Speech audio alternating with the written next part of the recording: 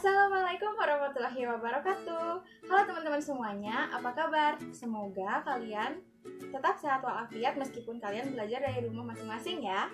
Perkenalkan, nama saya Ega Mutiara Amanta dengan NPM 185030024 dari Program Studi Pendidikan Bahasa dan Sastra Indonesia FKIP Universitas Pasundan.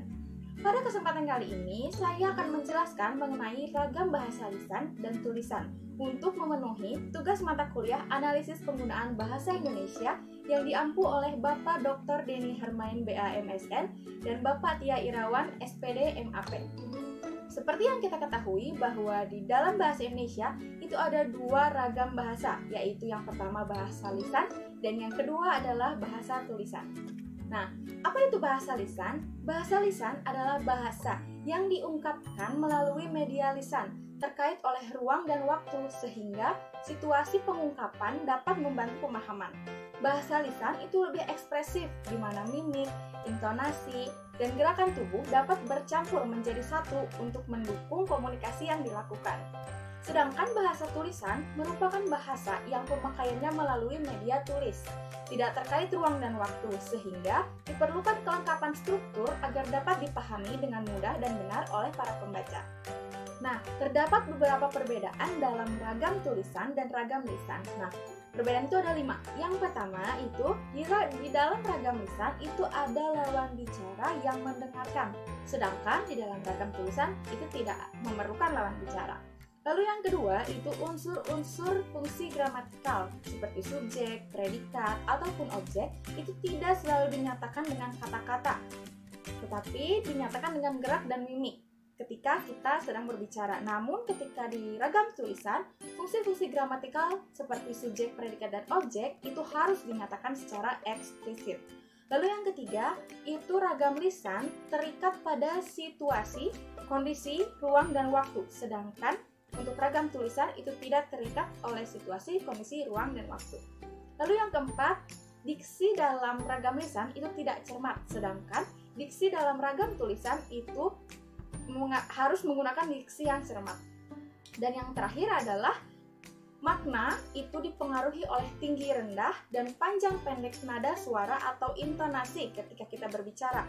Namun ketika di ragam tulisan, makna itu ditentukan oleh pemakaian tanda baca dan ejaan.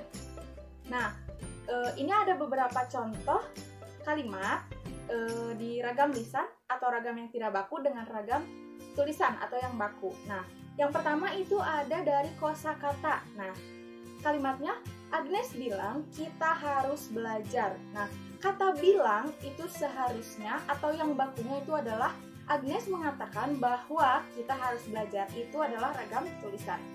Yang kedua itu ada secara bentuk kata. Nah, untuk ragam lisan itu bentuk katanya, contoh dalam kalimatnya adalah Nia sedang baca surat kabar. Nah, kata baca itu seharusnya menggunakan imbuhan menasal, jadi membaca. Jadi kalimat yang sebenarnya adalah Nia sedang membaca surat kabar. Itu untuk di ragam tulisan atau ragam baku.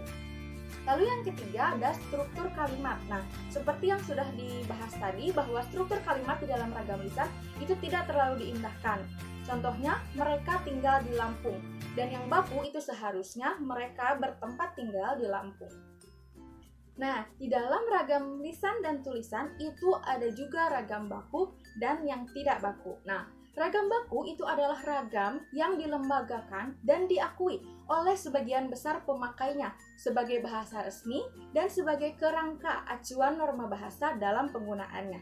Sedangkan ragam tidak baku atau non-baku adalah ragam yang menyimpang dari norma-norma yang baku. Nah, muncul nih pertanyaan, apa yang dapat dijadikan dasar untuk menyebutkan bakunya variasi lisan dan tulisan? Nah, semua ragam bahasa itu pasti berpedoman kepada PUEB atau Pedoman Umum Ejaan Bahasa Indonesia, baik lisan maupun tulisan. Maka dari itu, variasi lisan dan tulisan pasti berpatok baku atau tidaknya kepada PUEB. Nah, terlepas dari PUEB, itu ada beberapa syarat ragam baku. Ada 3. Yang pertama, itu kemantapan dinamis. Yang kedua, itu cendekia. Dan yang ketiga, itu seragam. Apa yang dimaksud dengan kemantapan dinamis? Nah, kemantapan dinamis itu Kemantapan berarti bahasa baku yang sesuai dengan pola dan sistem bahasa yang baku. Contohnya, imbuhan penasal ditambah kata dasar kontrak, jadinya pengontrak, bukan pengkontrak, karena huruf K, T, S, dan P itu luluh ketika ia bertemu dengan imbuhan penasal dan menasal.